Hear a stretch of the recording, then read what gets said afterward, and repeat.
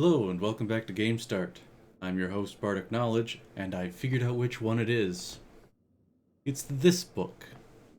Little hard to see in the shadows there, but this is a key book that I don't actually know how to use. Basically, that and one other thing lead to, the final stage of the game. And as I'm going to be going through the game in proper sequence, we will find out together what the proper page in that book is. Until then, I'm going to just short circuit things a little, again, because we needed to rotate the tower, like that, to there, and then examine a painting, which causes some changes. And at the end of this hall, we have the elevator to the tower.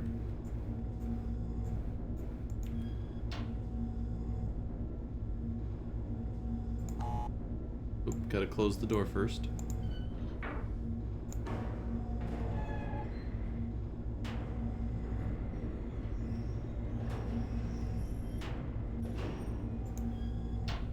So, this is... Okay, gotta click the ladder to go up it. It's supposed to be showing the location of the book. It does not, apparently. Which is interesting. This, and that's something you actually had to do in the original, was climb up the ladder to be able to see what was there, is key to getting to the next area.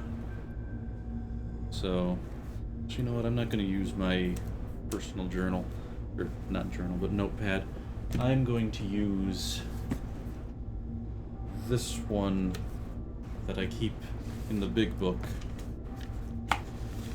which also has my notes from the other games in it.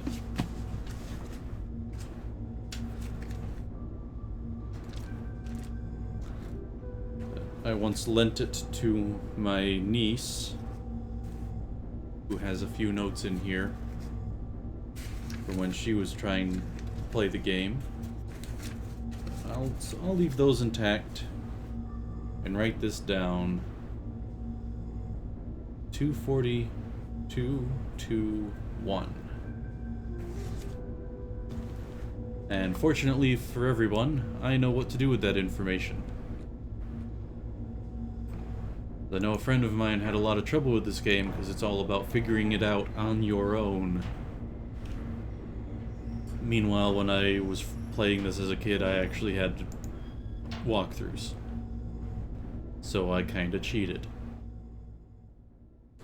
So, go through all that. Then you examine that, which reopens everything. There, had to wait for it to finish before I could leave. And because there's a time on that, that means we gotta come down here and solve this. So, if I remember right, the big one manipulates the minute hand, the little one manipulates the hour hand.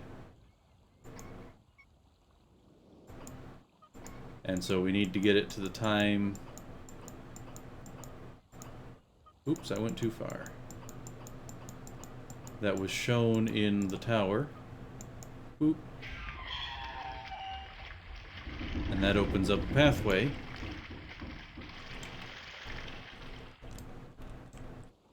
Come on, let me move. Oh, is it my keyboard screwing up again? It is. Great. Oh, bird. Huh, actual bird. There we go, now my keyboard's working. So then, that's all of the marker switches switched. Then we enter for the next puzzle. Which, wow, it is dark in that room. Let's just do that.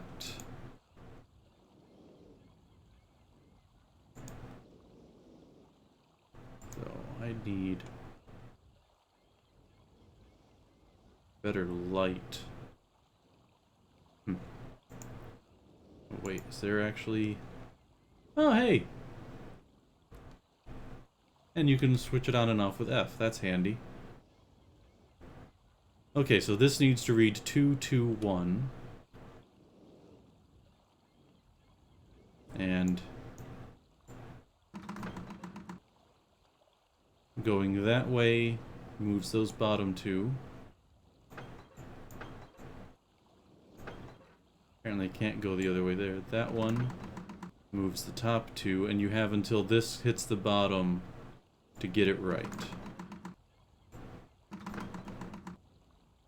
And this resets the whole thing. So.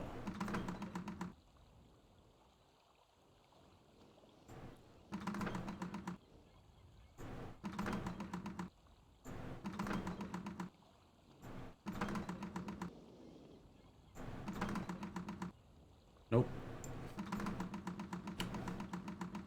Been a long time since I've had to do these puzzles. Okay, so.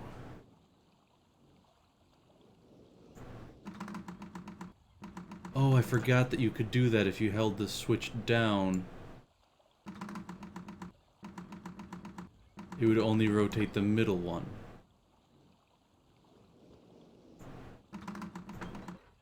Okay, reset it. Try that again.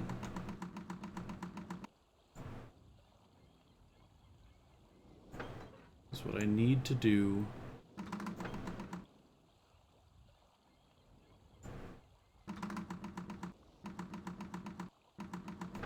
Is that, then that, and that automatically solves the puzzle.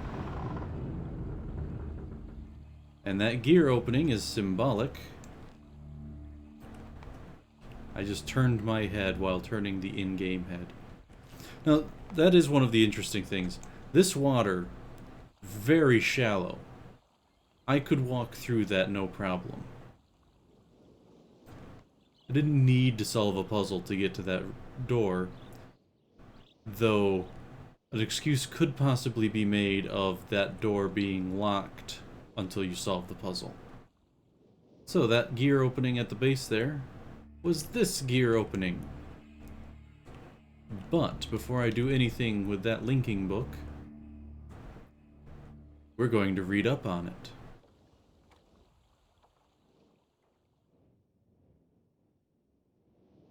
We pop in here, and in my hunt for the charred book in the corner here,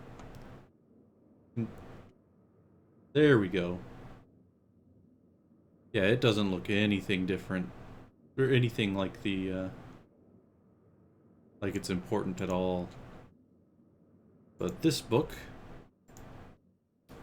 is about where we're about to go. There's a lot of reading to this game, but I don't think I'm going to do all of the reading because there is a lot of it. So, the important thing is we have this central fortress, these 3 islands around it, and a track that lets you spin the central fortress.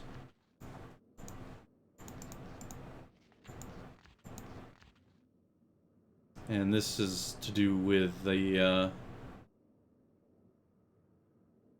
how the fortress works. So, having read that, and if you want to read it, you can pause at each relevant position. Oh yeah, if we look at the map now, it's all completed. But anyway, we will now move through what, if I remember correctly, is known as the Machine Age.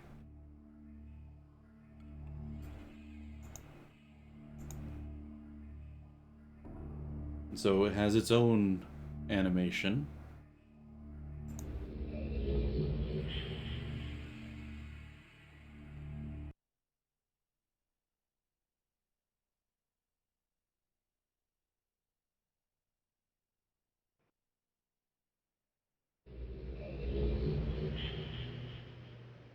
And we find ourselves in a new location. So here we've got this interesting little keypad that we're not really supposed to know what it means yet. A lot of gears all over the place. And the fortress proper.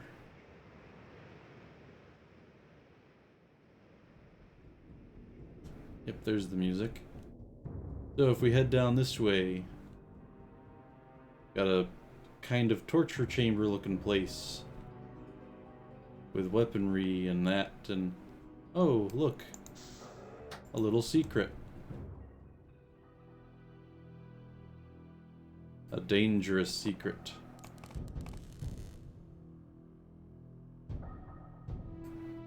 And oh, would you look at that? A blue page.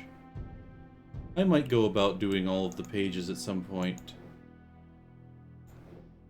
But, not at this time. Then if we continue on to the other side of this fortress, look at all this opulence. And apparently last time I played this, I didn't realize you could sit in the throne.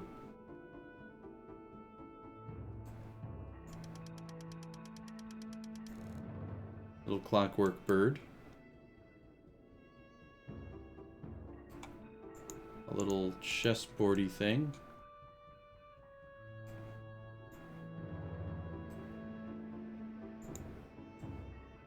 And let's see.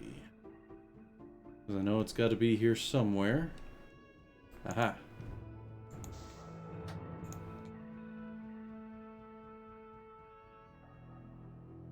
The red page and a lot more treasures.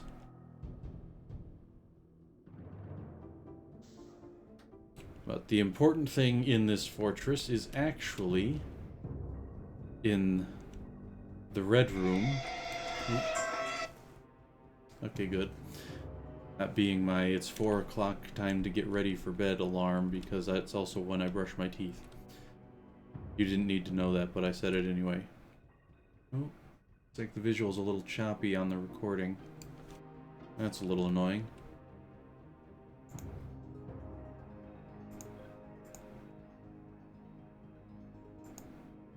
Let's see if swapping that down helps. Yeah, that helped. So,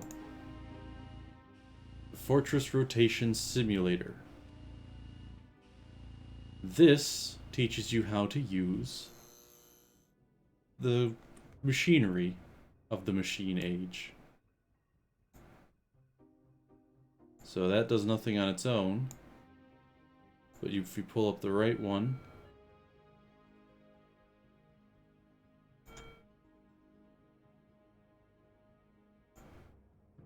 and then it automatically hooks itself into the right spot and makes a little noise. That noise is important. So pointing east made that thoi sound.